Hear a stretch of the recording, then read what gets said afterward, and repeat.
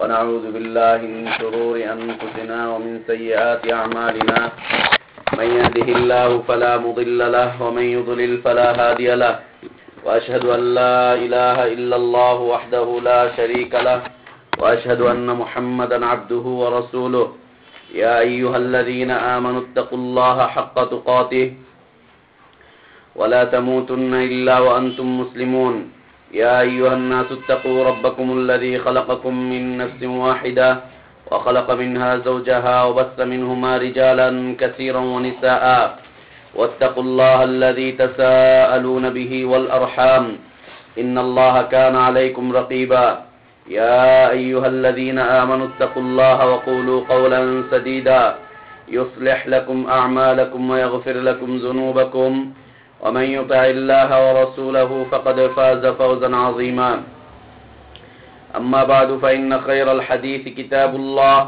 وخير الهدي هدي محمد صلى الله عليه وسلم وشر الأمور محدثاتها وكل محدثة بدعة وكل بدعة ضلالة وكل ضلالة في النار أعوذ بالله من الشيطان الرجيم بسم الله الرحمن الرحيم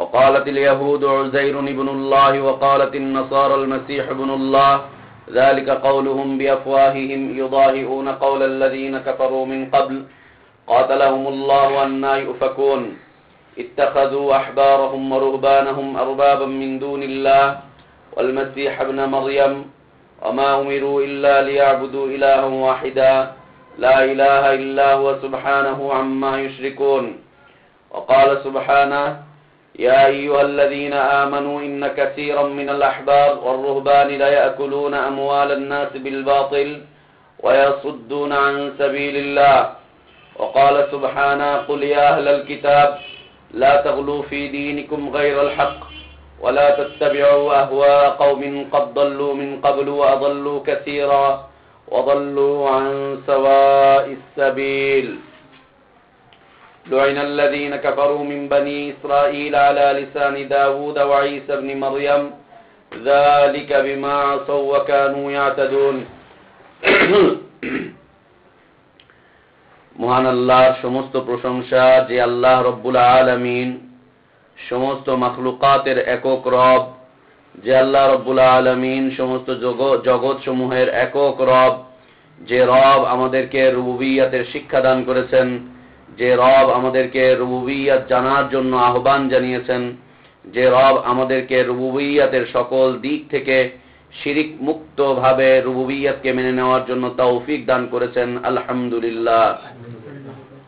অসংখ্য অগণিত সালাত ও সালাম প্রিয় নবী, প্রিয় রসুল, প্রিয় ইমাম, প্রিয় আদর্শ কেন্দ্রীয় ব্যক্তিত্ব মুহাম্মদুর রাসূলুল্লাহ সাল্লাল্লাহু আলাইহি ওয়াসাল্লামের প্রতি, আল্লাহ সুবহানাহু ওয়া তাআলা যাকে আল্লাহ তাওহীদের পথে, আল্লাহ রুবুবিয়্যাতের পথের একজন আদর্শ দায়ী হিসাবে পাঠিয়েছিলেন, যার আদর্শের বাস্তবায়ন করা প্রত্যেকের জন্য আল্লাহর পক্ষ থেকে ফরজ করে দেওয়া হয়েছে, সেই আদর্শ ব্যক্তিত্বের প্রতি সালাত ও সালাম।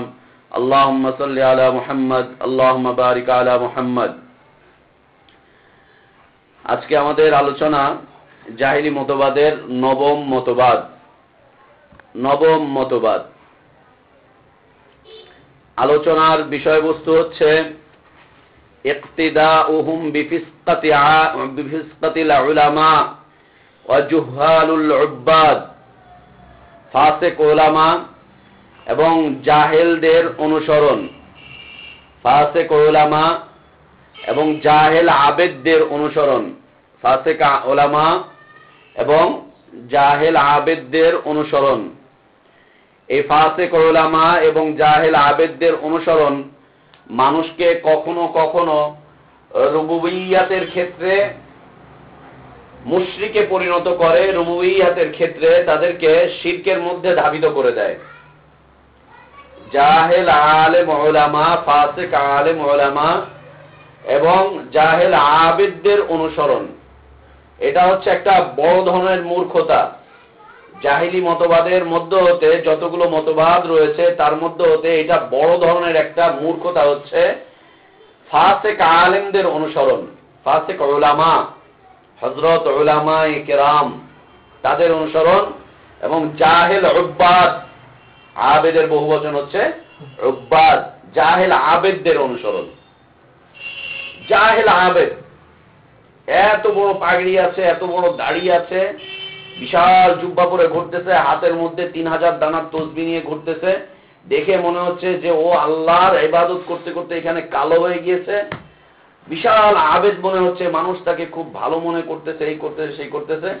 গিয়ে তার কাছে জিজ্ঞেস করছে, ভাই এই মাসালাটা কেমন? সে বলছে, হ্যাঁ আলেম ওলামারা এরকমই বলে, বুজুর্গানে দিনরা এরকমই বলে, তাই এরকম, আকাবিররা এইরকম বলেছে তাই এইরকম। এই জাহেল উব্বাদ আবেদদের অনুসরণ, জাহেল আবেদদের অনুসরণ, এই ধরনের অনুসরণ দিয়ে ভরে গিয়েছে আমাদের দেশ। যেখানেই দাড়িওয়ালা, যেখানেই টুপিওয়ালা, যেখানেই বড় পাগড়িওয়ালা, যেখানেই জুব্বাওয়ালা, যেখানেই তসবিওয়ালা, যেখানেই গাট্টিওয়ালা, যেখানেই কোনো কিছু ওয়ালাকে দেখা যাচ্ছে, মানুষ তার পিছনে ছুটে বেড়াচ্ছে, তাদের পিছনে ছুটে বেড়াচ্ছে। খালি ওয়ালা দেখা গেলেই হয়েছে, হয় জুব্বাওয়ালা, না হয় পাগড়িওয়ালা, না হলে লাঠিওয়ালা, অথবা তসবিওয়ালা, অথবা বড় দাড়িওয়ালা, অথবা কোনো কিছুওয়ালা, অথবা ওই পীর মুরিদওয়ালা, অথবা খানকাওয়ালা, অথবা দরগাওয়ালা, ওয়ালাওয়ালাদের পিছনে মানুষ ছুটে বেড়াচ্ছে। এটা ছিল জাহেলদের মতবাদ, মক্কার মুশরিকদের কাজ এটা ছিল। মক্কার মুশরিকদের আগে ইহুদিদের এটা ছিল, নাসারাদের এটা ছিল। যেখানেই কোনো কাউকে দেখতো, দেখে মনে হতো যে ভালো মানুষ, ব্যাস তার পিছনে ছুটত। এখনো কিছু সংখ্যক মানুষ বলে যে হ্যাঁ হেরেই ধরতে হইব। আমার তালই, আমার বড় ভাইয়ের শ্বশুর, তিনি একজন লোককে পীর হিসাবে ধরেছেন, আব্দুল হাফিজ মক্কি। তাকে জিজ্ঞেস করলাম যে তালই, আপনি দেশে এত পীর থাকলে বিদেশি পীরকে কেন ধরলেন? বিষয়টা কি, কারণটা কি? তাও আবার এত দূরে মক্কায় আপনাকে আসতে হলো, এখানে এসে আপনি তাকে ধরলেন, ঘটনা কি? দেশে কি কিছুই নাই? এরপরে আপনি আবার দেওবন্দি তরজের লোক, দেওবন্দে কেউ নাই, দেওবন্দেও কেউ নাই। আবার আপনি হানাফি মাযহাবের লোক, এই লোকটা হানাফিও না, সে শাফিঈদের মতো করে সালাত পড়ে, সে হাম্বলীদের মতো করে সালাত পড়ে, বিশুদ্ধ সুন্নাহ অনুযায়ী সে সালাত পড়ে। আপনি তার পিছনে কেন ঘুরলেন? আপনি দেওবন্দি মানুষ, আপনি হানাফি মানুষ, আপনি তরিকার লোক, আপনি এরে কেন ধরলেন? যে মিয়া কোয়েন না বিষয়টা কি বলে, হ্যাঁ একবার গেল ঢাকায় বাইতুল মুকাররমে। আমি তার আগে মদনী রহমতুল্লাহ আলাইহির খলিফা ছিলাম, মুরিদ ছিলাম, মদনী রহমতুল্লাহ আলাইহির খলিফা ছিলাম, মুরিদ ছিলাম। তার আগে আমি উজানি পীর সাহেবের মুরিদ ছিলাম, তার আগে আমি চরমনায়ের মুরিদ ছিলাম। তাহলে ওই বেটা কোয়েন না বিষয়টা। এর আগে আমি 4-5টা পীর ধরছি, দিলের ভিতরে তেমন কোনো তাসির হইতেছে না। আমি আরো নতুন নতুন খোঁজা শুরু করলাম। এর মধ্যে আমি ইন্ডিয়াতেও গেলাম, গিয়ে আরেকজনের হাতে বয়াত হয়ে আইলাম। আসার পরেও দেখলাম যে না, তেমন কিছু হচ্ছে না, উনি এখনো বেঁচে আছে। যদি আপনারা এই বিষয়টা জানতে চান, তার কাছে গেলে সে এই তর্জে আপনাদের কাছে কথা বলবে, এইভাবেই বলবে। ইন্ডিয়াতেও গেলাম, আবার ফিরে গেলাম, গিয়ে আবার নতুন কাউকে ধরতে চেষ্টা করলাম, আবার আরেকজনের মুরিদ হয়ে আইলাম, দেখলাম যে না, এতেও আমার তেমন কিছু হইতেছে না।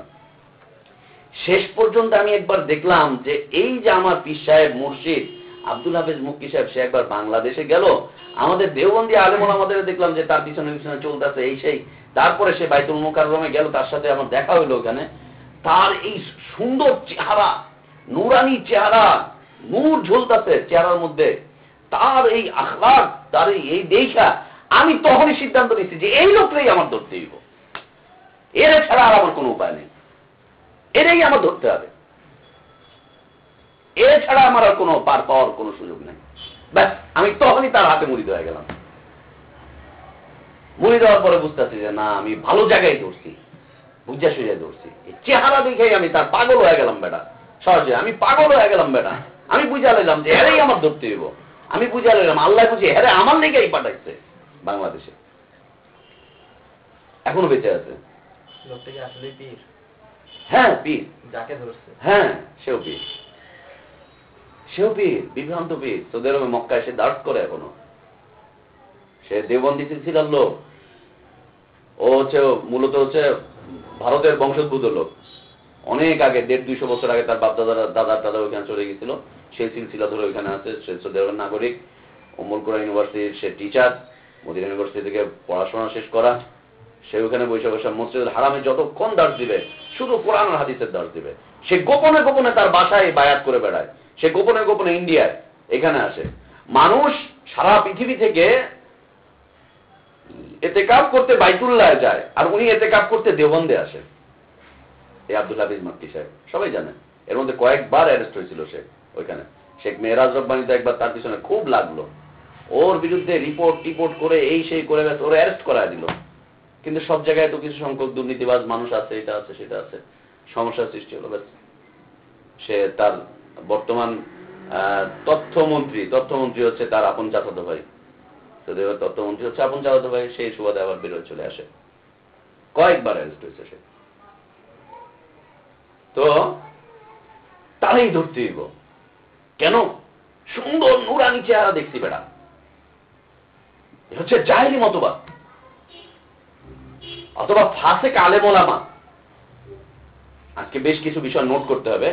ফাসেক আলেম ওলামা, ফাসেক আলেম ওলামাদের অবস্থাটা কি?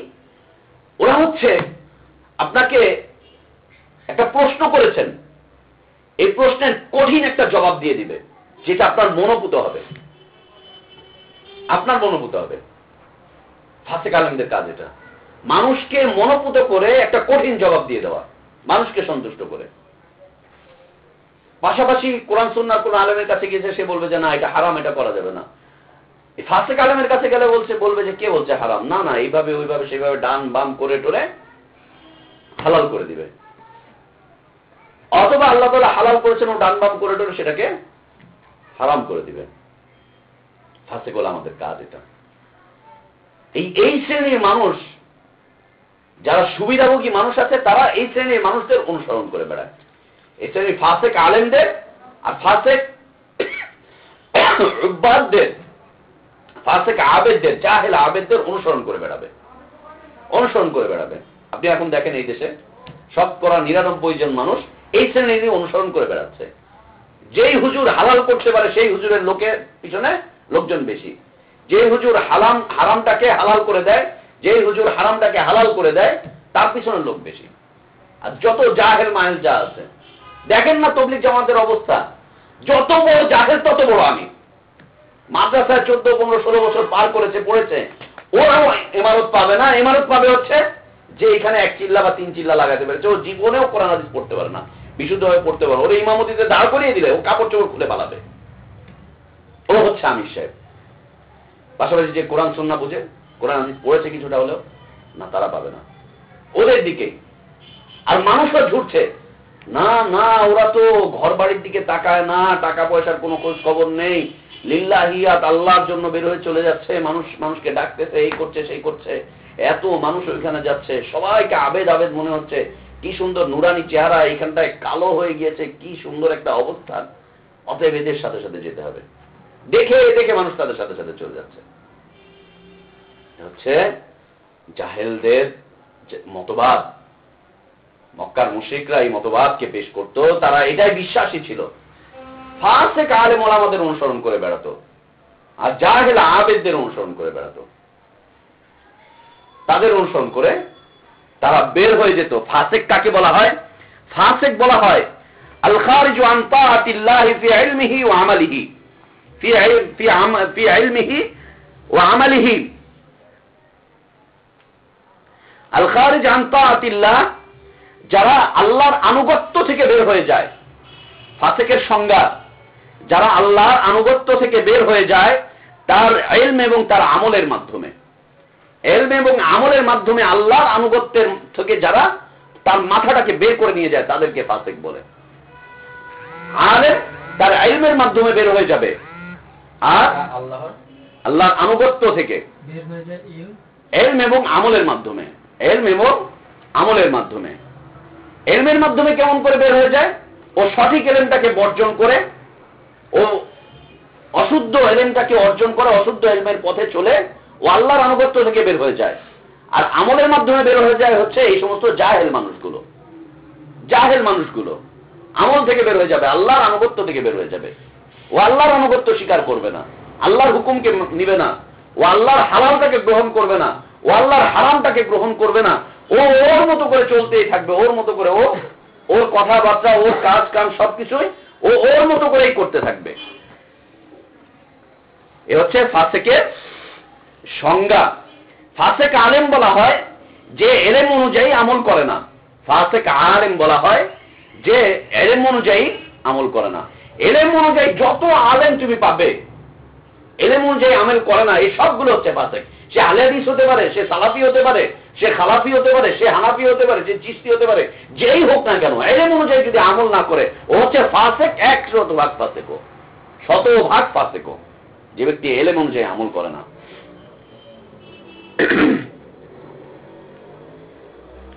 এই ফাসেক আলেমের দ্বিতীয় পরিচয় যে তারা জেনে বুঝে আল্লাহর উপরে মিথ্যা আরোপ করে। ফাসেক আলেমের দ্বিতীয় সংজ্ঞা, দ্বিতীয় পরিচয় হচ্ছে যারা জেনে বুঝে আল্লাহর উপরে মিথ্যা আরোপ করে। ওয়ায়াকুলুনা আলাল্লাহিল কাযিবা ওয়া হুম ইয়ালামুন, আল্লাহর উপরে তারা জেনে বুঝে মিথ্যা আরোপ করে, জেনে বুঝে তারা আল্লাহর উপরে মিথ্যা আরোপ করে। ওয়ায়াকুলুনা আলাল্লাহিল কাযিব ওয়া হুম ইয়ালামুন। ফাসেক আলেমদের, আলেমকে চেনার আরেকটা পরিচয়, প্রথম কথা হচ্ছে ও এলেম অনুযায়ী আমল করবে না। ফাসেক আলেম কি করে চিনবো আমরা? কি করে আমরা চিনবো এই লোকটা ফাসেক আলেম? ও তো আমার পাশে ঘুরে, ও তো আমার সাথে সালাত আদায় করে, ও তো আমার সাথে ঘুমায়, ও তো আমার মতো করে দিনী মঞ্চে কথাবার্তা বলে, ও তো আমার মতো করে সবকিছু করে যাচ্ছে, আমার চাহিদা অনুযায়ী ও তো একটার পর একটা বাস্তবায়ন করে যাচ্ছে। আমি ওকে চিনবো কি করে? ওর পরিচয়টা কি? 1 নম্বর পরিচয় হচ্ছে ওর এলেম অনুযায়ী আমল করবে। ও বলবে যে আল্লাহ দিনকে অল্প মূল্যে বিক্রি করা যাবে না, কিন্তু ও 5,000 টাকায় বিক্রি করবে, ও 10,000 টাকায় বিক্রি করবে। ও বলবে যে না, টাকা পয়সা নিয়ে এটা করা যাবে না, ও লাখ টাকায় বিক্রি হয়ে যাবে। মনে রেখেন, প্রত্যেকটা মানুষই বিক্রি হয়, প্রত্যেকটা মানুষ বিক্রি হয়। আমার এক বড় ভাই আমাকে এই উপদেশ দিয়েছিল অনেকদিন আগে যে দেখো, খেয়াল রেখো, প্রত্যেকটা মানুষ কিন্তু বিক্রি হয়ে যায়। কেউ 1 টাকায় বিক্রি হয়, কেউ 10 টাকায় বিক্রি হয়, কেউ 1000 টাকায় বিক্রি হয়, কেউ 10,000-এ বিক্রি হয়, কেউ 10 লাখে বিক্রি হয়, কেউ 10 কোটিতে বিক্রি হয়, কেউ 100 কোটিতে বিক্রি হয়। যার আওকাত যেমন, যার অবস্থান যেমন, সে তেমন মূল্যে বিক্রি হয়ে যাবে, কিন্তু বিক্রি হচ্ছে প্রত্যেকটা মানুষ। ইল্লা আল্লাহ তাআলা যাদেরকে হেদায়েত দিয়েছেন তারা ছাড়া। তো সুন্দর করে যখন দেশে আসতে তখন উপদেশ দিয়েছিলেন যে খেয়াল রেখো, প্রত্যেকটা মানুষ কিন্তু বিক্রি হয়ে যায়। কেউ অল্প টাকায় বিক্রি হবে, 5,000, 10,000, 20,000 টাকায়, কেউ 10 লাখ টাকায়, কেউ 10 কোটি টাকায়, কেউ 1,000 কোটি টাকায়, কেউ 100,000 কোটি টাকায় বিক্রি হয় প্রত্যেকটা মানুষ। কিন্তু আল্লাহ তাআলা যাদেরকে হেদায়েত দিয়েছেন তারা ছাড়া বিক্রি হবে, অল্প পয়সায় বিক্রি করবে। এখন পৃথিবী ভর্তি, সারা পৃথিবী ভর্তি ডলার, আল্লাহর কাছে তার মূল্য কতটুকু? একটা মাছির দানার পরিমাণও না। আল্লাহ রাসূল বলছেন যে এই পৃথিবীটা যদি আল্লাহর কাছে একটা মাছির দানার পরিমাণ মূল্য থাকতো, তাহলে আল্লাহ তাআলা কোনো কাফেরকে 1 ঢোক পানিও পান করতে দিতেন না, 1 ঢোক পানিও পান করতে দিতেন না। সারা পৃথিবীর সব সম্পদ যদি একসাথে করা হয়, সেই সম্পদ দিয়ে আল্লাহর কি আসে আর কি যায়? আল্লাহর কাছে এর মূল্যই বা কতটুকু? আলেম ওলামারা বলে আলা তাশতারু বিআয়াতি সামানান কালিলা, অল্প পয়সা দিয়ে বেচো না, তাহলে বেশি পয়সা দিয়ে বেচা যাবে। কোরআনকে 10,000 টাকায় বেচেন না, তাহলে 1 লাখ টাকায় কোরআন খতম বেচবেন। আচ্ছা, 1 লাখ টাকায় বেচেন না, আপনি যেহেতু বড় ইমাম সাহেব, তাহলে 10 লাখ টাকায় বেচবেন নাকি? না, নোট করে রাখো, পরে লাস্ট। আল্লাহর কাছে মূল্য হচ্ছে একদম কম। সারা পৃথিবীর সব সম্পদ দিয়েও আল্লাহর একটা আয়াতকে বিক্রি করা যাবে না, করা যাবে না। আল্লাহ আমাদেরকে হেদায়েতের উপরে অটল অবিচল রাখেন, আমরা যাতে বিক্রি না হই, বিক্রি যাতে না হয়। আদর্শ যেটা আল্লাহ দিয়েছেন, অত্যন্ত মূল্যবান আদর্শ, অত্যন্ত মূল্যবান আদর্শ। টাকা দিয়ে আদর্শ খুঁজে পাওয়া যায় না। মানুষ টাকা দিয়ে অনেক কিছু কিনতে পারবে, কিন্তু একটা আদর্শ কিনতে পারবে না। অনেক কিছু পারবে, একটা আদর্শ কিনতে পারবে না। আদর্শ ভিন্ন জিনিস, আদর্শ কিনতে টাকা লাগে না। আদর্শ কিনতে আদর্শ দরকার হয়, আদর্শ কিনতে চরিত্র দরকার হয়, আদর্শ নিতে। তো ফাসেক আলেম চিনব কি করে? 1 নম্বর হচ্ছে ও এলেম অনুযায়ী আমল করবে না। ও মদিনা থেকে পড়াশোনা করে এসেছে, মদিনাতে ওকে ক্লাসের মধ্যে বারবার বলা হয়েছে যে এইভাবে দিন প্রচার করবে, এইভাবে দিন প্রচার করবে, নিজের এলাকায় ফিরে যাবে, এই করবে সেই করবে, তোমাদের সব কিছু আমরা দেখব, সব বিষয়গুলো আমরা খেয়াল রাখবো, এই করব সেই করব। সব কিছু তাদেরকে এইভাবে করে ফায়সালা দিয়ে দেওয়া হচ্ছে যে এইভাবে তোমরা আল্লাহ তাওহীদের পথে অটল অবিচল থেকো, এইভাবে নিরলস ভাবে জাতির কাছে খেদমত দিয়ে যাও, এইভাবে করে প্রচেষ্টা চালাতে থাকো, এই করো সেই করো, তোমাদের দুনিয়াবি বিষয়গুলো, বেতন ভাতা, এগুলো সব আমরা দেখব, কাজ করতে থাকো। কোথায় আজকে তারা? কোথায় আজকে তারা? খুঁজেই পাওয়া যায় না। মিশে গিয়েছে, আম, দুধ, কলা সব একসাথে মিশে গিয়েছে, খুঁজেই পাওয়া যাচ্ছে না। ওইখানের ভাতাও খায়, এইখানের ভাতাও খায়, দুইটা মিলিয়ে চলে একসাথে। লজ্জাজনক কথা, বলতে কষ্ট হচ্ছে, কিন্তু বাস্তব। কষ্ট লাগতেছে, কিন্তু বাস্তব কথা এগুলো। কোথায়? এদেশের জন্য প্রয়োজন মাত্র 100 জন দায়ী, মাত্র 100 জন দায়ী, 100 জন দায়ী, বাস 100 জন দায়ী যদি এদেশে কাজ করে 10 বছরে এই দেশের অবস্থার পরিবর্তন হয়ে যাবে, আমূল পরিবর্তন হয়ে যাবে ইনশাআল্লাহ। কিন্তু কোথায়? আজকে 30-35 বছর যাবৎ সেইখান থেকে আসতেছে, ভাতা কাটছে, এই করছে সেই করছে, এক একজনের ভাতা 80,000, 90,000, 70,000 করে, ঘরে বসে থাকে, সংগঠন করে, দল করে, উপদল করে, হজের ব্যবসা করে, আর মাসে মাসে গিয়ে সিগনেচার করে বেতন নিয়ে আসেন। ইন্নালিল্লাহ। ফাসিক আলেম চিনব কি করে? ওর এলেম অনুযায়ী আমল করবে না, ওর এলেম অনুযায়ী আমল করবে না, এলেমবিহীন আমল করবে, এলেম অনুযায়ী এলেমের সাথে সমন্বয় রাখবে না। 2 নম্বর বিষয় হচ্ছে যে সে আল্লাহর দ্বীনকে মিথ্যারোপ করবে, আল্লাহকে সে মিথ্যারোপ করবে, আল্লাহর উপরে সে মিথ্যা চালিয়ে দিবে। ও জেনে বুঝে আল্লাহর উপরে মিথ্যা কথা বলবে। ও জানে এটা হারাম, বলবে হালাল। ও জানে আল্লাহর হাত আছে, বলবে আল্লাহর হাত কুদরত। ও জানে আল্লাহর চোখ আছে, বলবে আল্লাহর হাত চোখটা হচ্ছে কুদরত। ও জানে আল্লাহ এই পথে চলতে নিষেধ করেছেন, ও বলবে এটাই ওয়াজিব। ও জানে যে আল্লাহ তাআলা বিভিন্ন পথ পাকড়ে ধরতে নিষেধ করেছেন। ও জানে ভিন্ন ভিন্ন পথের দিকে, মাযহাবের নামে, ইজবের নামে, তরিকতের নামে ছিন্ন ভিন্ন হতে আল্লাহ তাআলা নিষেধ করেছেন। তারপরেও জেনে বুঝে বলবে যে মাযহাব ওয়াজিব। কোথায় আছে? জানে কোরআন হাদিসে নেই, তারপরে বলবে ওয়াজিব। জেনে বুঝেও বলবে ওয়াজিব। ও জেনে বুঝে আল্লাহর উপরে মিথ্যারোপ করবে। ইয়াকুলুনা আলাল্লাহিল কাযিব আহুম ইয়ালামুন। আল্লাহর উপরে মিথ্যারোপ করবে। এটা হচ্ছে সবচাইতে ভয়াবহ। এটা ফাসিক আলেমদের ভয়াবহতার মধ্যে হতে সবচাইতে ভয়াবহ প্রকার হচ্ছে এটা। এলেম অনুযায়ী আমল করে না, ও একরকম ভাবে হয়তোবা পার পেয়ে যাবে, হয়তোবা কিছুটা হলেও কমতি থাকবে, ঘাটতি থাকবে, আল্লাহ হয়তোবা ওকে ছেড়ে দিবেন, হয়তোবা আল্লাহ তাআলা ওকে কিছুদিন অফ করবেন, এই করবেন সেই করবেন, তারপর আল্লাহ তাআলা ওকে হয়তোবা মুক্তি দিবেন, যদি ওর আকীদা বিশুদ্ধ থাকে। কিন্তু যে আল্লাহর উপরে মিথ্যারোপ করে, ওয়ালা তাকুলু লিমা তাসিফ আলসিনাতুকুমুল কাযিবা হাযা হালালুন ওয়া হাযা হারামুন লিতাফতারু আলাল্লাহিল কাযিবা ইন্নাল্লাযীনা ইফতারুনা আলাল্লাহিল কাযিবা লা ইফলিহুন মাতাউন কালীল ওয়া লাহুম আযাবুন আলীম। সূরা নাহলের একটি আয়াত। ওয়ালা তাকুলু লিমা তাসিফু, তোমরা বলো না তোমাদের ধারণা অনুযায়ী আলসিনাতুকুমুল কাযিবা, তোমাদের নিজস্ব একটা গবেষণা দিয়ে, নিজস্ব একটা চিন্তা দিয়ে, নিজস্ব কণ্ঠে তোমরা মিথ্যা বলতে যেও না। মিথ্যাটা কি? হাযা হালাল ওয়া হাযা হারাম, এটা হালাল আর এটা হারাম। ইন্নাল্লাযীনা ইফতারুনা আলাল্লাহিল কাযিব, নিশ্চয় জেনে রেখো যারা আল্লাহর উপরে মিথ্যারোপ করবে, লা ইফলিহুন, ও কখনো সফল হবে না, কোনদিনও সফল হবে না, কোনদিনও সফল হবে না, সফল কাম হবেই না। ইন্নাল্লাযীনা ইফতারুনা আলাল্লাহিল কাযিবা লা ইফলিহুন। সারা পৃথিবীতে এত মাযহাবের ছড়াছড়ি, হানাফি মাযহাবের এই আছে ওই আছে, সারা পৃথিবীতে এত কোটি আছে, হ্যান আছে তেন আছে। হানাফি মাযহাব সারা পৃথিবীতে কোথায় প্রতিষ্ঠিত রূপে আছে? কোথায় আছে প্রতিষ্ঠিত রূপে? শাফি মাযহাব কোথায় প্রতিষ্ঠিত রূপে আছে? পাওয়া যায় খুঁজে? তরিকার এত লক্ষ কোটি মানুষ কোথায় প্রতিষ্ঠিত রূপে আছে? কোন জায়গাতে আছে? লা ইফলিহুন। ইন্নাল্লাযীনা ইফতারুনা আলাল্লাহিল কাযিবা লা ইফলিহুন, যে আল্লাহর উপরে মিথ্যারোপ করবে সে কখনো সফলতা পাবে না। এজন্য মনে রাখেন যে এই মিথ্যাবাদী ওলামারা, তাদের সফলতা হচ্ছে দুঃস্বপ্ন। প্রচেষ্টা চালাচ্ছে কিন্তু সফলতা দুঃস্বপ্ন। মাতাউন কালীল, আল্লাহ বলছেন ওরা এইটার মাধ্যমে যেটা গ্রহণ করছে, ওদের এই দুনিয়ার জীবনটা হচ্ছে সামান্য, যা পাচ্ছে। ওয়ালাহুম আযাবুন আলীম, তাদের জন্য রয়েছে ভয়ানক আযাব, কঠিন আযাব রয়েছে তাদের জন্য, কঠিন আযাব রয়েছে তাদের জন্য। তারা কঠিন আযাবের মধ্যে পতিত হবে। মাতাউন কালীল ওয়ালাহুম আযাবুন আলীম। তো যারা আল্লাহর প্রতি মিথ্যারোপ করবে, এটা হচ্ছে ফাসিক ওলামাদের দ্বিতীয় পরিচয়। 3 নাম্বার পরিচয়, তারা কথায় কথায় হালাল এবং হারামের বিধান নিজেদের মতো করে বলে থাকবে। কথায় কথায় কথায় কথায় তারা নিজেদের মতো করে খালি হারাম আর হালাল, হারাম আর হালাল এই বলতেই থাকবে নিজেদের মতো করে, অথচ তারা জানে যে আমি মিথ্যা বলছি।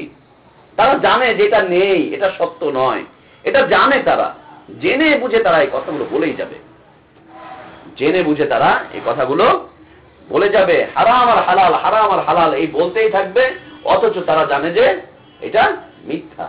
এক হচ্ছে আল্লাহর উপরে মিথ্যারোপ করবে, আল্লাহর নামের ক্ষেত্রে, আল্লাহর পরিচয়ের ক্ষেত্রে, আল্লাহর কর্তৃত্বের ক্ষেত্রে, আল্লাহর গুণাবলীর ক্ষেত্রে, আল্লাহর হুকুমতের ক্ষেত্রে, আল্লাহর রুবুবিয়্যাতের ক্ষেত্রে ও মিথ্যারোপ করতেই থাকবে।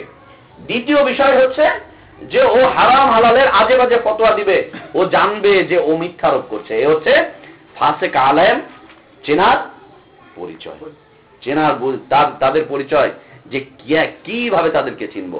এখন তারা কেন এরকম করছে, এই উলামা হযরতরা কেন এরকম করছে, কেন ওরা এলেম অনুযায়ী আমল করে না, কেন ওরা আল্লাহর উপরে মিথ্যারোপ করে, কেন ওরা নিজস্ব পথ পদ্ধতিতে হারাম হালাল নির্বাচন করে, কেন এই কাজটা করে, এর কয়েকটা কারণ।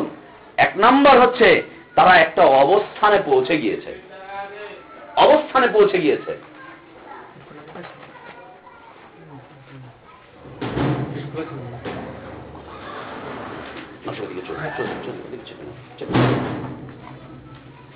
এক নাম্বার কারণ তাদের এই সমস্ত করার পিছনে, এক নাম্বার কারণ হচ্ছে তাদের একটা অবস্থান রয়েছে সমাজে। এই যে চেয়ার, এই যে কুরসি, এই যে ক্ষমতা, এটা মানুষকে অনেক সময় হকের পথে আসতে অধিকাংশ সময় বাধা দেয়, অধিকাংশ সময় এটা বাধা দেয়, অধিকাংশ সময় এটা বাধার সৃষ্টি করে। এক নাম্বার কারণ যে তাদের একটা অবস্থান রয়েছে, তারা একটা অবস্থানে পৌঁছে গিয়েছে জনগণের দৃষ্টিতে। দুই নাম্বার কারণ যে তারা প্রবৃত্তির আনুগত্য করে বেড়ায়, আল্লাহর হুকুমের আনুগত্য করে না, তারা প্রবৃত্তির আনুগত্য করে বেড়ায়, প্রবৃত্তির আনুগত্য করে বেড়ায়। মাথায় যা আসে সেটাই, আমার মনে হচ্ছে এইরকম, ব্যাস এইরকম, আমি জানি এরকম, ব্যাস এইরকম, প্রবৃত্তির অনুসরণ করে বেড়াবে তারা। তিন নাম্বার,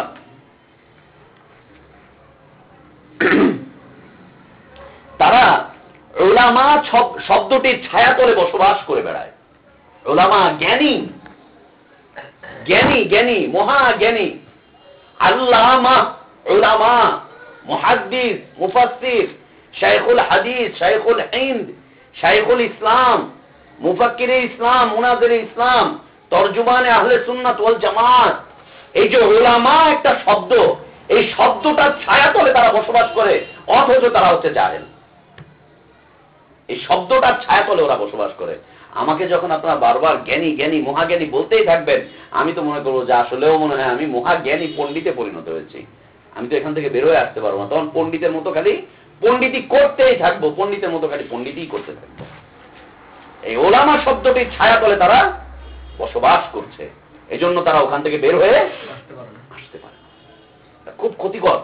আজকে থেকে খেয়াল রাখবেন, নিজেদের ভাই ব্রাদারদের মধ্যে কাউকে, ওকে আল্লাহ যতটুকু মর্যাদা দিয়েছে অতটুকু মর্যাদা পাবে, উপরে উঠাবার চেষ্টা করবেন না। এই শায়েখ, তেই শায়েখ, ওইটা ওইটা সেইটা, হ্যান ত্যান, ফজিলাত শেখ, না, এগুলো কখনোই বলতে যাবেন না, কখনো করতে যেন না। এগুলো খুব ক্ষতিকর। আমার সাথে যখন ওর পরিচয় আমাকে শায়েখ শেখ বলতো, অনেক আগে নিষেধ করে দিয়েছি যে না, খবরদার আজকে থেকে আর শায়েখ না। আমাকে যদি ভাই বলতে মনে চায় ভাই বলবেন, না হলে নাম ধরে ডাকবেন, এতে আমি খুব খুশি। নাম ধরে যদি ডাকতে মনে চায় নাম ধরে ডাকবেন, কোনো সমস্যা নেই। যেই বলে শায়েখ শায়েখ, আমি তাদেরকে নিষেধ করি, কারণ এই যে এটা ছায়াতলে বসবাস করাটা অত্যন্ত কঠিন। আমি যদি ভুল কথাও বলি, যখনই আমি শুনবো শায়েখ শায়েখ বলতেছে, আমি ওখান থেকে ফিরে আসতে পারবো না, ফিরে আসাটা খুব কঠিন হয়ে যাবে। এই জন্য বাড়াবাড়ি করা যাবে না। রাসূল কি বলেছেন? লা তুসরুনি কামা আসরাতিন নাসারা ইবনে মারইয়াম, আমাকে নিয়ে বাড়াবাড়ি করতে যেও না। এই উলামা হযরত জ্ঞানের দিক দিয়ে আর কত বড় হয়েছে বলেন তো দেখি। আল্লাহ তো বলছেন সামান্যতম জ্ঞান দিয়েছি, আমা উতীতু মিনাল ইলমি ইল্লা কালিলা, সামান্যতম জ্ঞান দিয়েছি। এখন এই উলামা হযরতকে দিয়ে এত উপরে উপরে উঠানো হচ্ছে যে তাদের জ্ঞানের আর কোনো কমতি নাই। গাজীপুরে একজন লোক ছিল, এখন ভাসানটাকে বসবাস করে, তার নাম হচ্ছে জমির উদ্দিন সাহেব। এই জমির উদ্দিন সাহেবের বাংলাদেশে একসময় পোস্টারিং হতো যে ইলমের পাহাড়, ইলমের সাগর, ইলমের সাগর, মহাজ্ঞানী সে, ইলমের সাগর, ইলমের পাহাড় তার ভিতরে। অথচ শিয়া আকীদায় বিশ্বাস করে, শিয়া আকিদায় বিশ্বাস করে।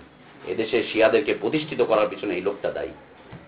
আমরা ছোটবেলা থেকে তাকে দেখে এসেছি, এখন এখানে বসবাস করে। আমার মাদ্রাসায় আসতে চায়, বলছে ওই গেটের বাইরে ওই কোণা থেকে এসে থাকবে, বলছে ফ্রি ক্লাস করাবো, এই করবো। ঠিক আছে, মাঝে মাঝে এসে বসবো এখানে একটু, ক্লাস ক্লাস না, ওই দরজার ওই কোণা থেকে ওকে দেখলে ওইখানে থেকে বলে দিবেন যে ওদিক থেকে চলে যাও, যেন মাদ্রাসার ছায়ার আশপাশে না আসে। ও আসলেই পোলাপানকে অন্য কিছু দিবে। বুড়ো হয়ে গেছে, এখনো সেই আকীদা ছাড়েনি, এখনো সেই শয়তানি বাদ দেয়নি। ইলমের সাগর, ইলমের পাহাড়, এটা ওইটা সেটা না বলতে যাবেন না ভাই, সবাই ভাই। আল্লাহ আমাদেরকে তৌফিক দান করেন। এই ইলম শব্দটির ছায়াতলে ওরা বসবাস করে। এই ছায়াতলে বসবাস করার কারণে ওরা ওখান থেকে ফিরে আসতে পারে না, আল্লাহর আনুগত্যের দিকে ওরা ফিরে আসতে পারে না। এই যে দেখেন মাদ্রাসাগুলো, মার্কাজগুলো, মুহতামিম সাহেব, প্রিন্সিপাল সাহেব, অমুক সাহেব, তমুক সাহেব, শায়েখ সাহেব, এগুলো একটাও বের হয়ে আসতে পারে না। কিন্তু আল্লাহ তাআলা চাষা, মজুর, কুলি, ছাত্র, শিক্ষক, অন্যদেরকে আল্লাহ সুবহানাহু ওয়া তাআলা বের করে নিয়ে আসতেছেন, যা আল্লাহর আনুগত্যের মধ্যে প্রবেশ কর। আর ওরা এই ছায়াতলের নিচ থেকে বের হয়ে আসতে পারছে না, কারণ ও যদি ওইখান থেকে আসে, এসে বসতে হবে এইখানে। ও যদি ওই পথটাকে ছেড়ে আসে, এসে বসতে হবে এইখানে। এইখানে বসে থাকতে থাকতে আল্লাহ যদি ওকে আবার এখানে বসায়, তার আগ পর্যন্ত তো এখানে বসতে পারবে না, এটা সম্ভব না ওর জন্য। পারছে না, এই শব্দটার নিচে বসবাস করছে। খ্যাতির বিড়ম্বনা আমরা পড়েছিলাম না ছোটবেলায়, খারাপ জিনিস খ্যাতি। 4 নাম্বার কারণ হচ্ছে সাধারণ মানুষরা তাদেরকে তাদের নির্ভরযোগ্য একটা আশ্রয় মনে করে নিয়েছে। তারা সাধারণ মানুষদের কাছে নির্ভরযোগ্য বিষয় হয়ে পড়েছে। সাধারণ মানুষগুলো তাদের উপরে নির্ভর করে, সাধারণ জনগণ তাদের উপরে নির্ভর করে চলে। সাধারণ জনগণগুলো তাদেরকে সেই পথ থেকে ফিরে আসতে দেয় না, ফিরে আসতেই দেয় না। সাধারণ জনগণ, সাধারণ মানুষগুলো তাদেরকে ফিরে আসতে দেয় না, তারা নির্ভর করে, তারা নির্ভর করে। আমাদের মুরাদ ভাই, আল্লাহ তাআলা তাকে হিদায়াত দিয়েছেন, এই লোকটা খুলনা জেলা ইমাম সমিতির সভাপতি। যখন আল্লাহ তাআলা তাকে হিদায়াত দিলেন, তখন এক মসজিদের উনি খতিব, এই ওই মুসল্লিরা সবাই তাকে খুব মানে, শ্রদ্ধা করে, হ্যান করে, এই সেই বহুত কিছু। যখনই চেঞ্জ হয়ে গেছে, মুসল্লিরা তাদেরকে বলে এলো গুমরাহ হয়ে গেছে, আমাদের নতুন ইমাম দরকার, নতুন ইমাম দরকার। এ আর চলছে না। ও হচ্ছে ও মূর্খ মানুষ। একটু আগে এই চরিত্র হচ্ছে ইহুদিদের চরিত্র। একটু আগে যেই লোকটা আপনার কাছে মহা সম্মানের অধিকারী ছিল, যখনই আপনার তরিকাটাকে ছেড়ে দিয়েছে, সে চলে গিয়েছে আপনার জুতার পায়ের নিচে, জুতার নিচে চলে গিয়েছে।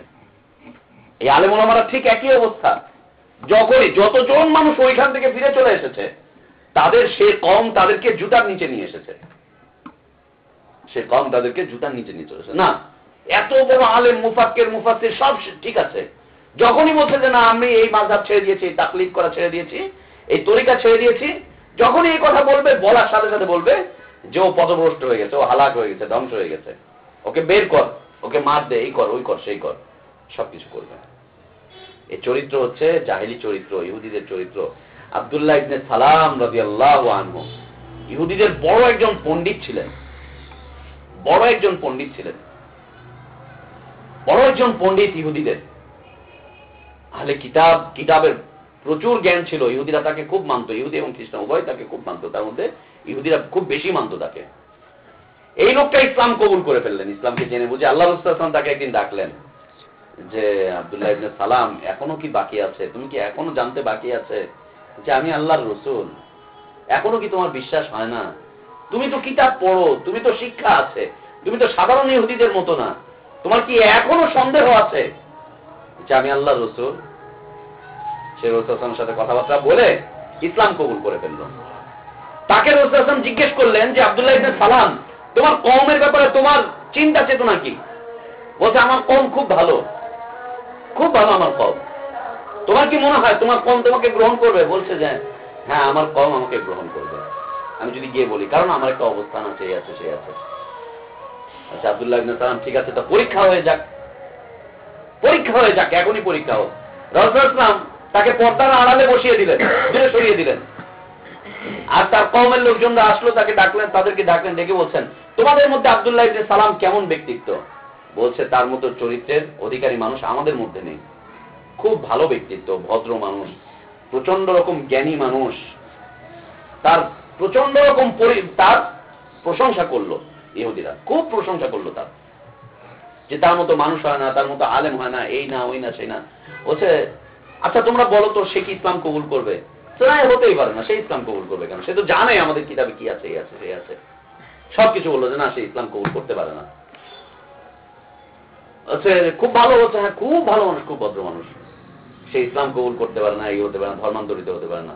আল্লাহ রাসূল সাল্লাল্লাহু আলাইহি ওয়াসাল্লাম পরে ডাক দিলেন যে আব্দুল্লাহ ইবনে সালাম বের হয়ে আসো। উনি বের হয়ে এসে সবার সামনে সাক্ষ্য দিলেন আশহাদু আল্লা ইলাহা ইল্লাল্লাহ ওয়া আন্না মুহাম্মাদুর রাসূলুল্লাহ সাল্লাল্লাহু আলাইহি ওয়াসাল্লাম। তখন তার ওই সভাসদরা, ওই লোকজনরা বলছে ও তো পাগল হয়ে গেছে, ও হচ্ছে আমাদের মধ্যে সবচেয়ে নিকৃষ্ট ব্যক্তি, ও হচ্ছে নিকৃষ্ট ব্যক্তি, ওর কোনো লেখাপড়া নেই, ওর কোনো যোগ্যতা নেই, ওর কোনো যোগ্যতা নেই, ও হচ্ছে আমাদের কমের সবচেয়ে নিকৃষ্ট লোক, একদম নিকৃষ্ট লোক, একদম নিকৃষ্ট লোক। ঠিক একই রকম আপনার পরিবারে আপনি ছিলেন প্রধান ব্যক্তিত্ব, যখন ইসলাম কবুল করে ফেলেছেন আপনার পরিবার আপনার উপরে একটার পর একটা আঘাত করেই যাবে, নিকৃষ্ট বলবে, পাপী বলবে, এই বলবে সেই বলবে। এটা যুগ যুগ ধরে একটা আদর্শ চলে আসতেছে। আর এটার কারণে সমাজের এই সমস্ত মৌলবীরা ইসলাম বোঝার পরেও ইসলামের কাছে আসতে পারে না, যে সমাজের মানুষগুলো কি বলবে। যেমনি ভাবে আবু তালেব আসতে পারেনি, মুফতি আব্দুর রউফ সাহেবের আব্বাও ঠিক একই অবস্থা। একের পর এক মুনাজারা হচ্ছে বাপ আর সন্তান, ওপেন ময়দানে, খোলা ময়দানে। বাবা ছেলে মুনাজারা, বাবা তাকলিদের কথা বলছে, মাযহাবের কথা বলছে, আর ছেলে হাদিসের কথা বলছে। এক পর্যায়ে তার মুখ বন্ধ হয়ে যাচ্ছে, মুফতি আব্দুল আজিজ সাহেব তার মুখ বন্ধ হয়ে যাচ্ছে। তার লোকজন বলছে যে কি ব্যাপার, আপনি আর কিছু বলেন না? কি বলবো, আমার ছেলে তো হাদিসের কথাই বলছে, রাসূলের কথা বলছে, আমি বলবোটা কি?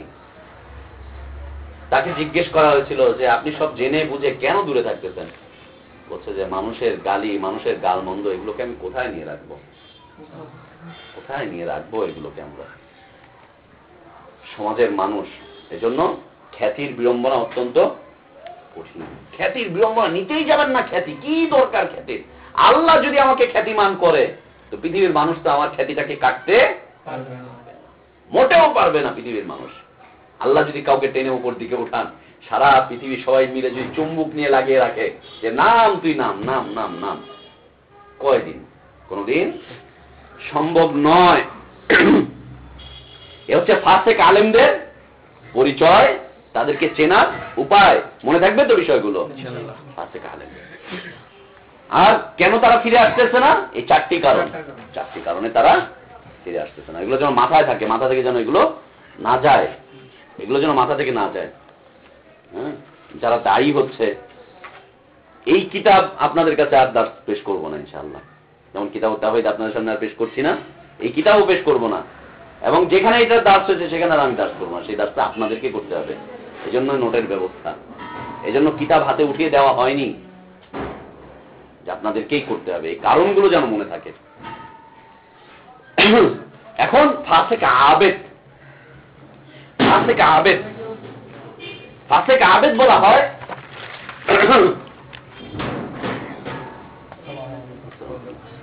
ফাসেক আবেদ।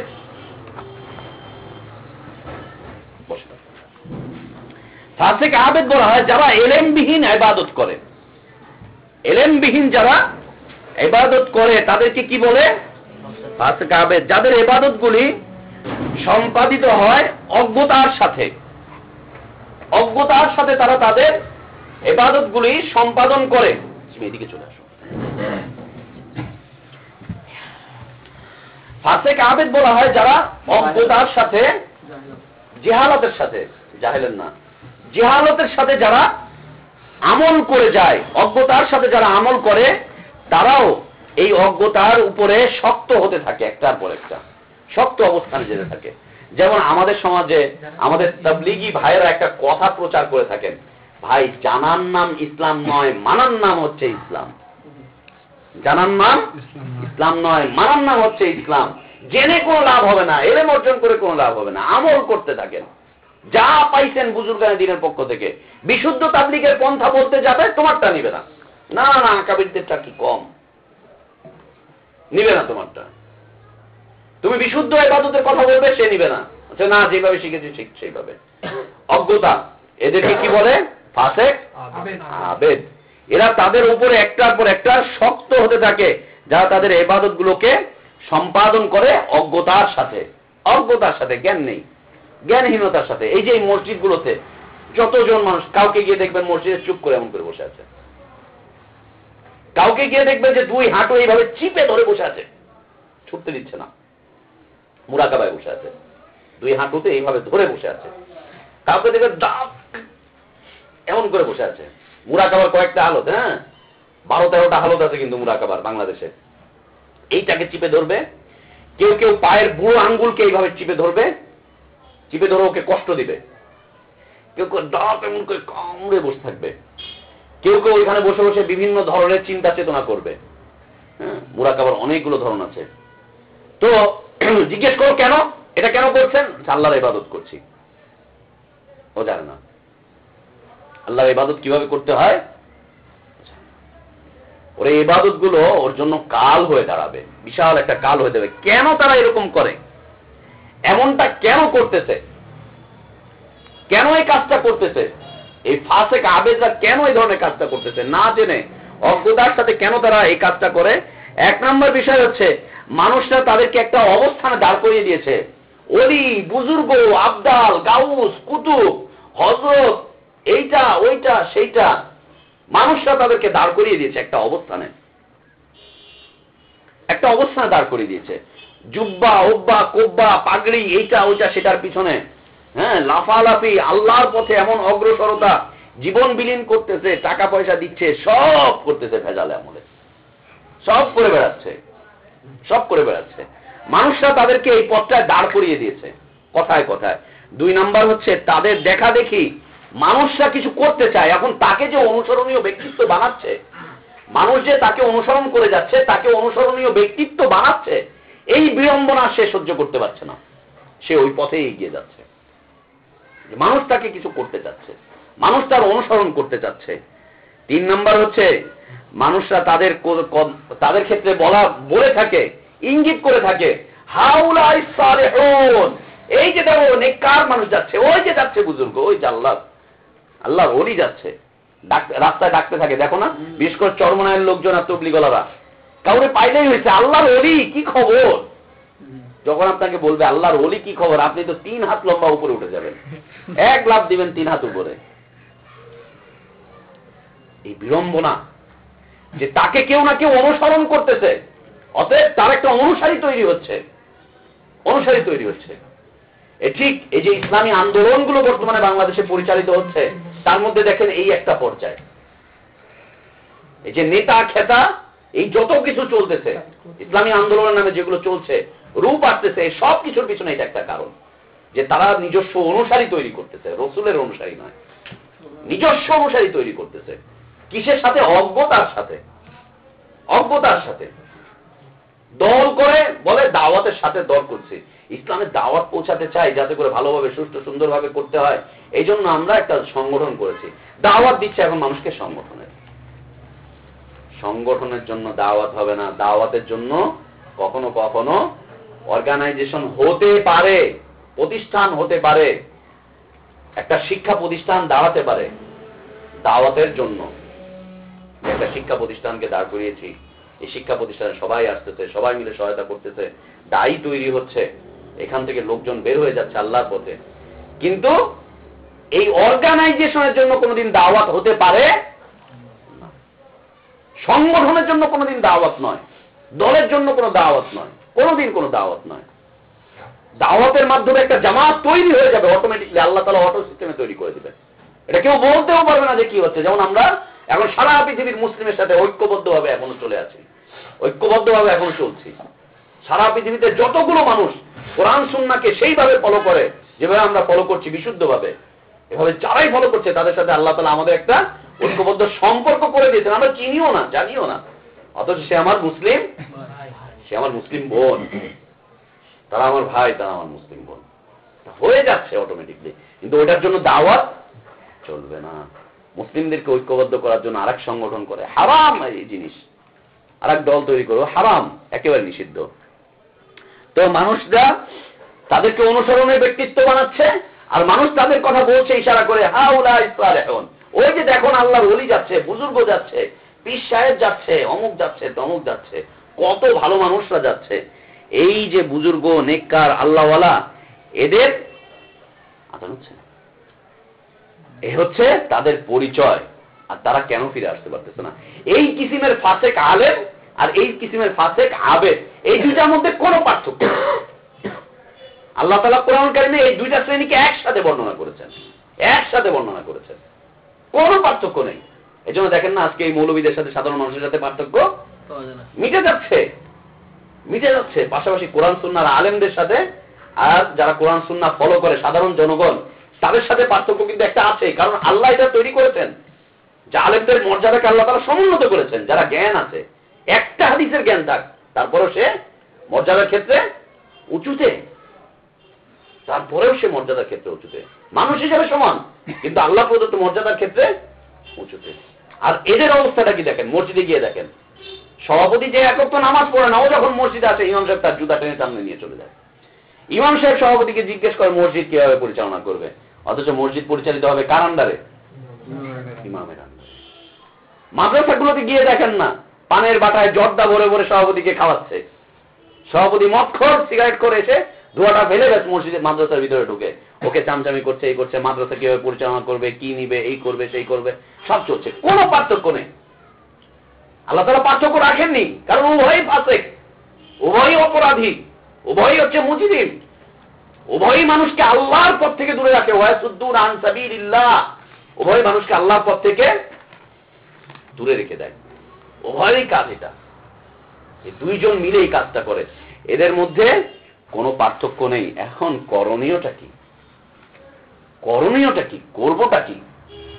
এখন তাদের জন্য করণীয় হচ্ছে এই উভয় শ্রেণীকে আল্লাহর পথের দিকে সঠিকভাবে এগিয়ে আসতে হবে। তাদের কাছে আল্লাহর পথের সঠিক দাওয়াতটাকে পৌঁছে দিতে হবে। সঠিক পথের দাওয়াত তাদের কাছে পৌঁছে দিতে হবে। ইলমের মাধ্যমে বিশুদ্ধ কথার প্রচার করতে হবে, ওহীর মাধ্যমে মানুষকে আল্লাহর পথে ডাকতে হবে, এবং জ্ঞানের সাথে আমল করে বেড়াতে হবে, জ্ঞানের সাথে আমল করে যেতে হবে। এই হচ্ছে বর্তমানে করণীয়। এর বাইরে কোনো করণীয় খুঁজে পাওয়া যাচ্ছে না। কোরআনুল কারীমে এর বাইরে কোনো করণীয় আল্লাহ সুবহানাহু ওয়া তাআলা দেননি। তাদেরকে হুমকি ধমকি দিয়েও সম্ভব নয়, তাদেরকে গ্রাস করে দিয়েও কোনোভাবে সম্ভব নয়। তাদেরকে পথে ফিরিয়ে আনতে হবে কোরআন এবং সহিহ সুন্নাহর মাধ্যমে। আসেন, আল্লাহ সুবহানাহু ওয়া তাআলা এতক্ষণ যে কথাগুলো বললাম, এগুলো কোরআন সুন্নাহ থেকে বলছি কিনা তার প্রমাণ থাকতে হবে। আল্লাহ সুবহানাহু ওয়া তাআলা সূরা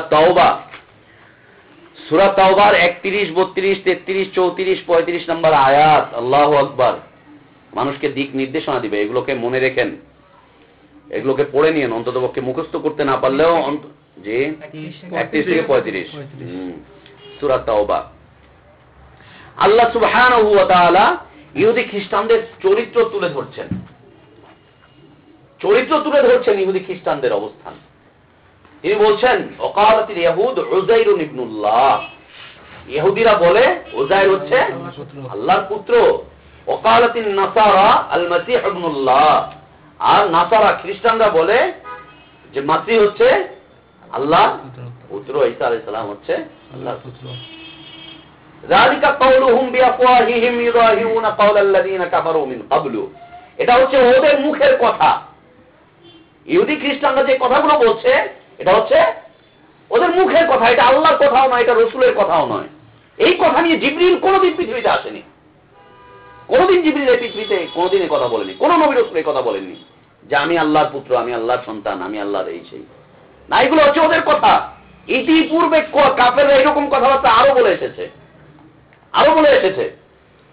তারা আগে থেকে আরো বলেছে। ইউদাহিউনা কাওলাল্লাযীনা কাফারু মিন ক্বাবলু কাতালাহুমুল্লাহ আন্না ইউফাকুন, তোমরা পারো আর না পারো, আল্লাহ এদেরকে ধ্বংস করে ছাড়বেন, হত্যা করবেন, আল্লাহ এদেরকে শেষ করে দিবেন, আল্লাহ এদেরকে কাতালাহুমুল্লাহ, তোমরা পারো চাই না পারো, আল্লাহ এদেরকে হত্যা করবেন। আন্না ইউফাকুন, যেখানেই তাদেরকে পাওয়া যাবে। তারা কি করেছিল, তাদের বিষয়বস্তুটা কি, কেন তাদেরকে এই ব্যাপারটা, কেন তাদেরকে আল্লাহ তাআলা ধ্বংস করবেন? কারণ যে ইত্তাখাযু আহবারাহুম ওয়া রুহবানাহুম, তারা তাদের আহবার এবং রুহবানদেরকে আরবাবাম মিন দুনিল্লাহ, আল্লাহর ক্ষেত্রে রব হিসাবে তারা মেনে নিয়েছে। দিয়েছিল। আল্লাহকে রুবুবিয়্যাত না রব হিসেবে আল্লাহকে না মেনে রব হিসেবে তারা তাদের আহবার এবং রুহবানদেরকে রব হিসাবে অধিষ্ঠিত করেছিল, রবের জায়গায় তাদেরকে অধিষ্ঠিত করেছিল। আহবার আহবার বলা হয়, আহবার হচ্ছে হিব্রুন শব্দটির বহুবচন। হিব্রুন শব্দটির বহুবচন হচ্ছে আহবার। আহবার বলা হয় যে কথাকে খুব সুন্দরভাবে পেশ করার দক্ষতা রাখে, কোন একটা বক্তব্যকে খুব সুন্দরভাবে পেশ করার দক্ষতা রাখে, তাদেরকে কি বলে? আহবার। খুব সুন্দরভাবে যারা কথাকে প্রকাশ করতে পারে, কথাকে প্রকাশ করার দক্ষতা রাখে, যদিও সেই কথাটি মিথ্যা হয়, যদিও সেই কথাটি মিথ্যা হয়, কিন্তু খুব সুন্দরভাবে উপস্থাপন করার মতো দক্ষতা রাখে, ক্ষমতা রাখে, তাদেরকে আহবার বলা হয়। শারঈভাবে এর দ্বারা উদ্দেশ্য হচ্ছে ইহুদি আলেমরা। ইহুদি আলেমরা, ইহুদি আলেমদেরকে আল্লাহ সুবহানাহু ওয়া তাআলা এই আয়াতে আহবার হিসেবে উল্লেখ করেছেন। ইহুদি আলেম যারা ঈসা আলাইহিস সালাম, তারা যারা উযাইর আলাইহিস সালাতু ওয়াস সালামকে আল্লাহর পুত্র বলে সাব্যস্ত করত, যারা হারামকে হালালে পরিবর্তন করত, যারা হালালকে হারামে পরিবর্তন করত, এ হচ্ছে আহবার। ফাসিক আলেম, ফাসিক আলেম ছিল তাদের। অরুহবানাহুম, রুহবান শব্দটি হচ্ছে রাহেব শব্দের বহুবচন। রাহেব শব্দের বহুবচন রুহবান, যা রুহবাতুন শব্দ থেকে উৎপত্তি হয়েছে। রুহবাতুন শব্দ থেকে যার উৎপত্তি, এর দ্বারা উদ্দেশ্য হচ্ছে নাসারাদের আলেম এবং কারো কারো মতে নাসারাদের আবেদরা হচ্ছে এর দ্বারা উদ্দেশ্য। নাসারাদের আলেম এবং নাসারাদের আবেদরা, আলেম এবং আবেদরা, ফাসিক আলেমরা এবং আবেদরা হচ্ছে এর দ্বারা উদ্দেশ্য। আবেদ সুফি, দরবেশ, তারপরে হচ্ছে দুনিয়া ত্যাগী, এই সমস্ত, এরা হচ্ছে উদ্দেশ্য রুহবান দিয়ে, যে অজ্ঞ আবেদ, জাহেল আবেদ, আর আহবার হচ্ছে ফাসিক আলেম, এ হচ্ছে উদ্দেশ্য। আল্লাহ তাআলা বলেছেন ইত্তাখাযু আহবারহুম ওয়া রুহবানাহুম আরবাবাম মিন দুনিল্লাহ, তারা তাদের আহবার এবং রুহবানদেরকে আল্লাহর রুবুবিয়্যাতের স্থানে অধিষ্ঠিত করেছে, আল্লাহকে বাদ দিয়েছে, রব হিসেবে আল্লাহকে বাদ দিয়ে ওরা ওদেরকে অধিষ্ঠিত করেছে। কেন? কেন? ওদেরকে জিজ্ঞেস করলে ওরা তো বলে যে রব্বি আল্লাহ, আল্লাহই আমাদের রব। ওদেরকে জিজ্ঞেস করলে তো ওরা বলে যে আল্লাহু খালিকুনা, আল্লাহু মালিকুনা, আল্লাহু রাযিকুনা, আল্লাহু ইউদাব্বিরুনা, সবকিছুই তারা বলে। কি করে তারা নিল? বিষয়বস্তু হচ্ছে যে ওদের আলেম ওলামারা ওদেরকে যেটা হারাম বলতো, ওদের সাধারণ জনগণরা সেটাকেই হারাম বলে মেনে নিত। ওদের আলেমরা যেটাকে হালাল বলতো, ওদের সাধারণ জনগণরা সেটাকে হালাল বলে মেনে নিত। আলেমদের উপরে অনুসরণীয় হয়ে পড়েছিল। আর আলেমরা এই ক্ষেত্রে হারাম আর হালাল নিজেদের মন মতো করে পেশ করে বেড়াতো, অথচ হারাম করার মালিক হচ্ছেন কে? একমাত্র আল্লাহ সুবহানাহু ওয়া তাআলা। আল্লাহ সুবহানাহু ওয়া তাআলা হচ্ছেন একমাত্র হালাল করার মালিক। আল্লাহ সুবহানাহু ওয়া তাআলাই হচ্ছেন একমাত্র হারাম করার মালিক। এই হারাম আর হালালের দায়-দায়িত্ব কোনো আলেমকে, কোনো আবেদকে দেওয়া হয়নি, দেওয়া হয়নি।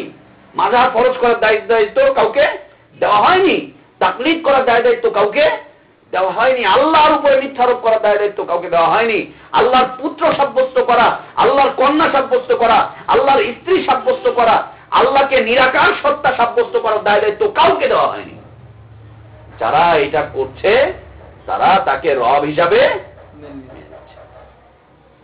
ওয়াল মাসীহ ইবনে মারইয়াম ওমা উমিরু ইল্লা লিয়াবুদু ইলাহান ওয়াহিদা, অথচ আল্লাহ তাআলা তাদেরকে এই আদেশ করেছিলেন যে একমাত্র আল্লাহর ইবাদত করো, ইল্লা লিয়াবুদু ইলাহান ওয়াহিদা, একমাত্র আল্লাহর ইবাদত করো।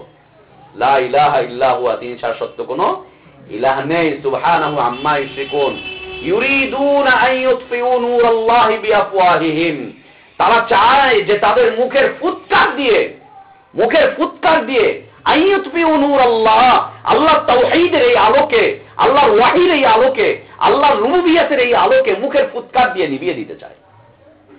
এই মৌলবীগুলো যেভাবে কোরআন আর হাদিসের বিরুদ্ধে বলা শুরু করেছে, ওদের উদ্দেশ্য কি? পৃথিবী থেকে কোরআন উঠে যাক, যদিও বলে না, কারণ এই কোরআন ওদের জন্য কাল হয়ে দাঁড়িয়েছে। এখন ওদের মসনদ টিকছে না, ওদের অবস্থান দাঁড়াচ্ছে না, ওদের খানকাগুলো ভেঙে চুরে খানকান হয়ে যাচ্ছে, ওদের খানকাগুলো টিকতে পারছে না, ওদের দরগাগুলো টিকতে পারছে না, এই জন্য কোরআনের বিরুদ্ধে এইভাবে লেগেছে।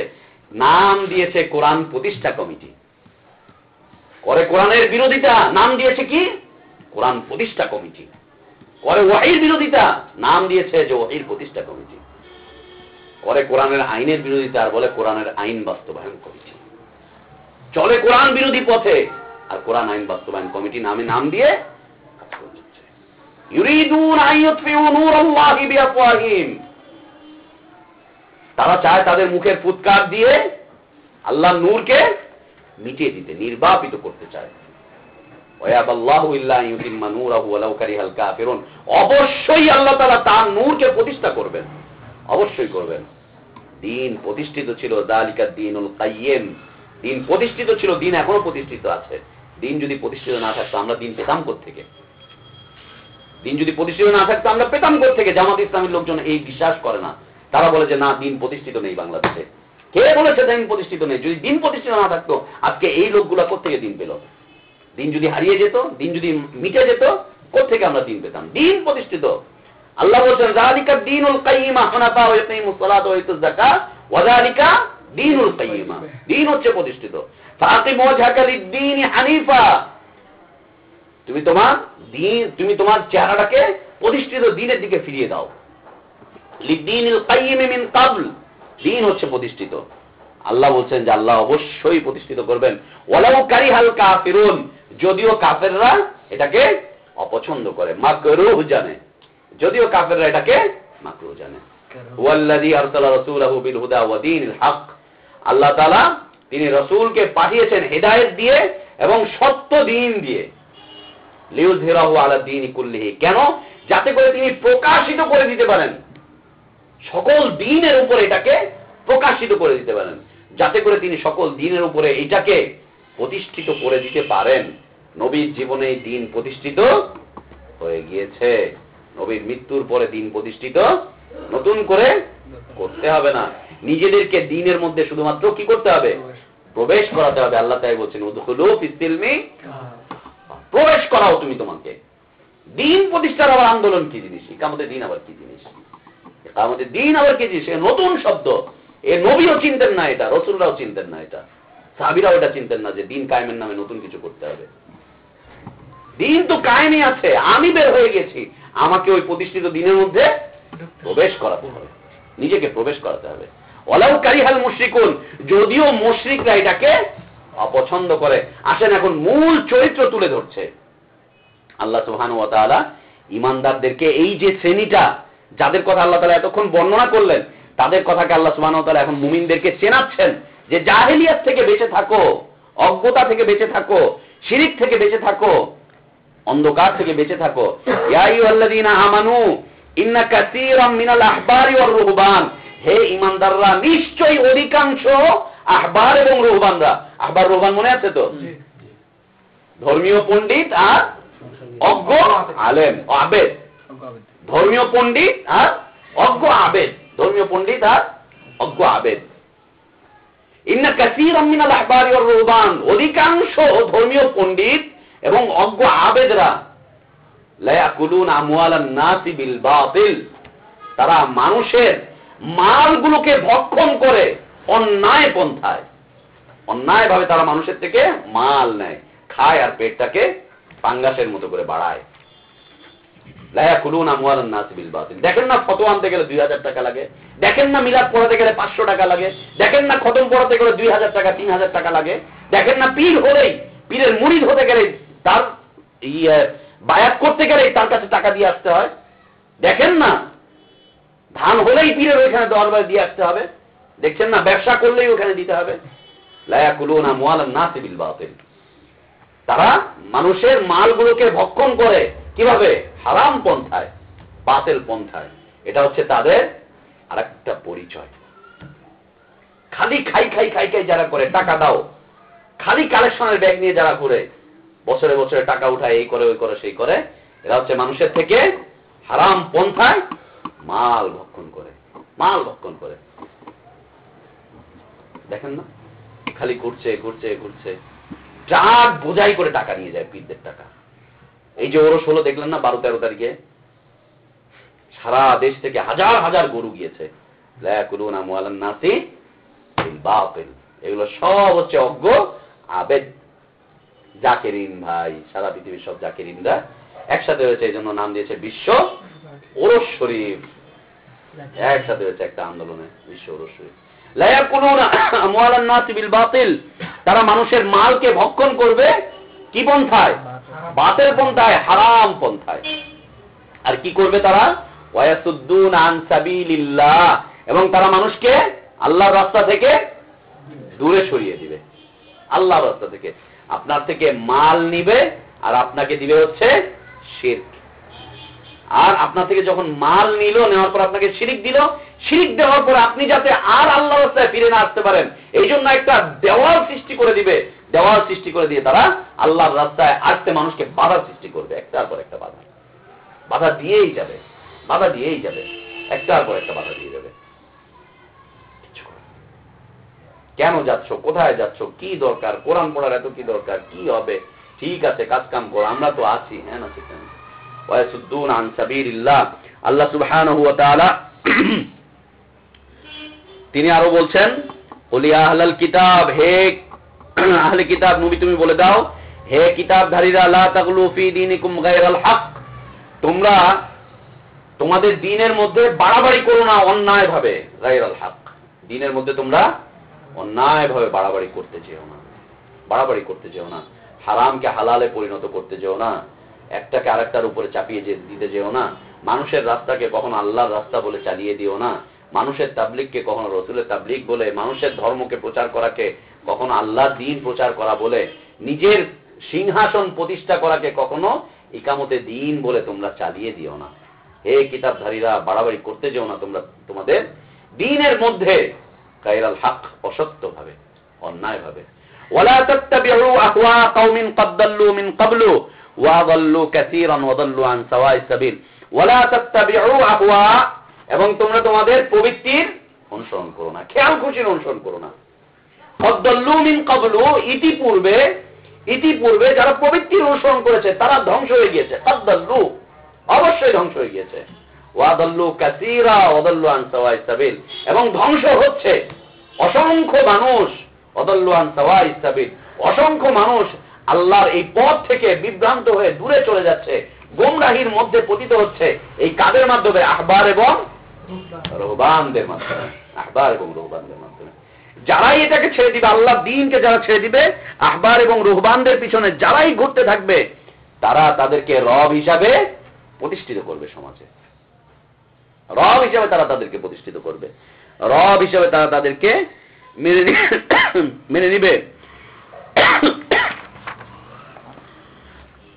রব হিসাবে তারা তাদেরকে মেনে নিবে। এই আহবার হচ্ছে ইহুদি সম্প্রদায়ের ধর্মীয় নেতাদেরকে বলা হয়। ইহুদিদের বড় বড় আলেমরা ছিল, বড় বড় পণ্ডিত ছিল, কিন্তু তারা তাদের জ্ঞান অনুযায়ী ইসলামের দিকে অগ্রসর হয়নি, জ্ঞান অনুযায়ী তারা আল্লাহ তাওহীদের দিকে ফিরে আসেনি। আর খ্রিস্টানদের বড় বড় আবেদ ছিল, বড় বড় আবেদ ছিল, না জেনে খালি ইসলাম মানত, না জেনে খালি ইসলাম মানত। তারা তাদের মতো করে যেটাকে ইসলাম মনে হতো সেটাকেই তারা মানার চেষ্টা করত, যেটা তাদের কাছে আল্লাহর দ্বীন মনে হতো সেই পথেই তারা চলার চেষ্টা করত। খ্রিস্টানদের মধ্যে এই রুহবান শ্রেণীটা খুব বেশি রকম ছিল। এজন্য ইহুদি জাতি এখনো পর্যন্ত পৃথিবীতে শিক্ষিত জাতি, ওদের শিক্ষা দীক্ষা অনেক বেশি, অনেক বেশি। বড় বড় পণ্ডিত ওদের মধ্যে রয়েছে।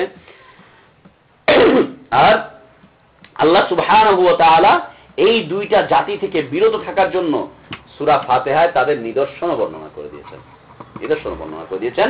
পাশাপাশি আমাদের উপরে ওয়াজিব করে দিয়েছেন আমরা যেন প্রতিনিয়ত প্রতি রাকাতেই আল্লাহর কাছে সিরাতে মুস্তাকিম চাইতে থাকি।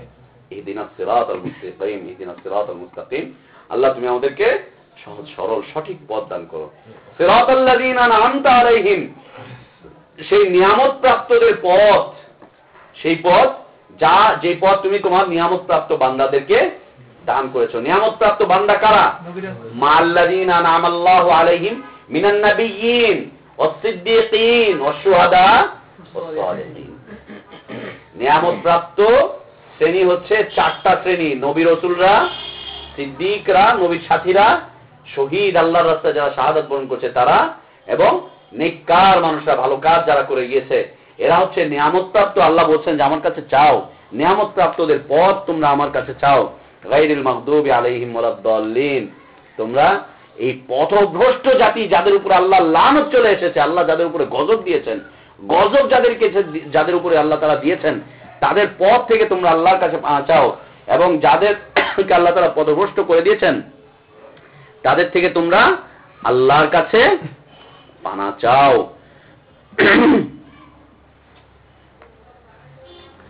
আর বর্তমানে অবস্থাটাও হচ্ছে ঠিক আগের মতোই দাঁড়িয়েছে, সেই আগের মতো দাঁড়িয়েছে।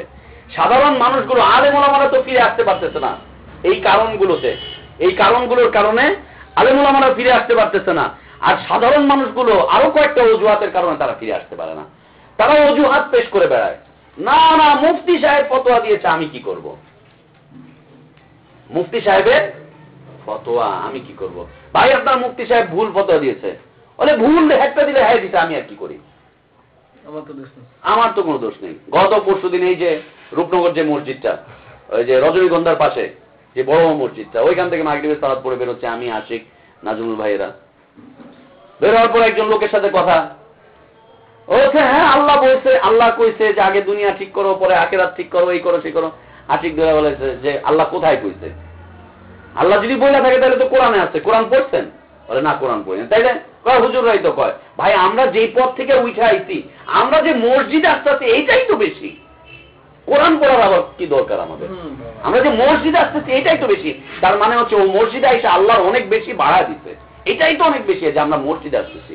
আমরা যেই পথ থেকে আইছি, যে শ্রেণী থেকে আইছি, আমরা যে মসজিদে আসছি এটাই তো বেশি। আলেম বলছে, হুজুর বলছে, সাধারণ মানুষগুলো না, হুজুর ফতোয়া দিয়েছে, আলেম ওলামারা ফতোয়া দিয়েছে, অতএব ওইটাই চলবে। আর তারা পেশ করে যে এত বড় আলেম, অত বড় আলেম, এইটা ওইটা সেইটা, এইগুলোকে পেশ করে মানুষকে আল্লাহর রাস্তা থেকে দূরে সরিয়ে দিতে চাচ্ছে। মানুষকে প্রশস্ত রাস্তার দিকে ফিরে চলে আসতে হবে, প্রশস্ত রাস্তার দিকে ফিরে চলে আসতে হবে। আর এই আহবার রুহবানদেরকে বর্জন করতে হবে, তাকওয়া ভিত্তিক জীবন যাপন করতে হবে, আল্লাহকে ভয় করতে হবে, আর ইলমের পথে আরো বেশি করে অগ্রসর হয়ে উঠতে হবে। দার্স কোনোদিন মিস করা যাবে না। যদি আমার চাইতে ভালো দর্শ দেওয়ার মতো যোগ্যতা আপনাদের থাকে, আমি এখানে বসে বসে ক্লাস শুনবো ইনশাআল্লাহ, সেই যোগ্যতা মতিউর রহমানের আছে, কিন্তু সেটা আপনাদেরকে বাস্তবায়ন করে দেখাতে হবে যে আপনারা কিছু পারছেন। কিছু পারবেন না আবার দাঁড়তেও আসবেন না, এটা হতে দিব না সামনে থেকে ইনশাআল্লাহ। যাবে যেখানে রাস্তায় পাবো ওইখান থেকে কলার ধরে এনে দর্শে বসা পাবো। যেইটাকে আমি রাস্তায় পাবো, ইসুককে পেলে ওটাকেও, এটাকে পেলে ওটাকেও, রাস্তায় যেটাকে পাবো কলার ধরে এখানে এনে বসাবো। যদি যোগ্যতা থাকে এখানে এসে বসে দর্শ করো, আর না হলে অবশ্যই তোমাকে দাঁড়তে বসতে হবে, কারণ তোমাকে গোমরাহি থেকে বাঁচতে হবে। তুমি আমার ভাই, আমি তোমাকে এমনি এমনি ছাড়বো না, এত সহজ মনে করো না। ঢিল দিয়ে গেছি, বেশ ঢিল দিয়ে গেছি, সামনে থেকে ঢিল আমি চলবে না। যাকে যেখানে পারবো, ইউনিভার্সিটি বাদ, অফিসার বাদ, বাপ মায়ের কথাবার্তা বাদ। বাপ মায়ের কথাবার্তা দিয়ে কি হবে? জান্নাত পাবে না জাহান্নাম পাবে? মাকে সন্তুষ্ট করতে হবে, কিন্তু নিজেকে গোমরাহের পথে ঠেলে দিয়ে নয়। আমরা আমাদের সামনেই দেখতে পাচ্ছি আমাদের ভাই ব্রাদাররা গোমরাহ হয়ে যাচ্ছে শুধু দার্সের মধ্যে না বসার কারণে। যাকে যেখানে পাবো সেখান থেকে কলার ধরে এনে এখানে বসানো হবে। হয় এসে দার্স করবে, আর নাহলে দার্সে বসবা, দার্স শুনবা। আলেম হয়ে এখান থেকে বের হয়ে যাও, বের হয়ে গিয়ে সমাজের মানুষের কাছে আল্লাহ দ্বীন পৌঁছাতে থাকো। আমরা গুটি কয়েকজন মানুষ সামনের দিকে অগ্রসর হতে কেন পারবো না? কেন ভাটা পড়ছে? আল্লাহ আমাদেরকে তৌফিক দান করেন, সকল প্রকার জেহালত থেকে আল্লাহ আমাদেরকে হেফাজত করেন, সকল প্রকার অজ্ঞতা থেকে আল্লাহ আমাদেরকে হেফাজত করেন, এই ধরনের আহবার রুহবানদের থেকে আল্লাহ তাআলা আমাদেরকে হেফাজত করেন। আল্লাহুম্মা আমিন ওয়া আখির দাওয়ানা আলহামদুলিল্লাহি রাব্বিল আলামিন ওয়া সাল্লাল্লাহু ওয়া সাল্লাম ওয়া বারাকা আলা নবিয়িনা মুহাম্মদ ওয়া আলা আলিহি ওয়া সাহবিহি আজমাইন। সুবহানাকাল্লাহুম্মা ওয়া বিহামদিকা আশহাদু আল্লা ইলাহা ইল্লা আনতা আস্তাগফিরুকা ওয়া আতুবু ইলাইক। আসসালামু আলাইকুম।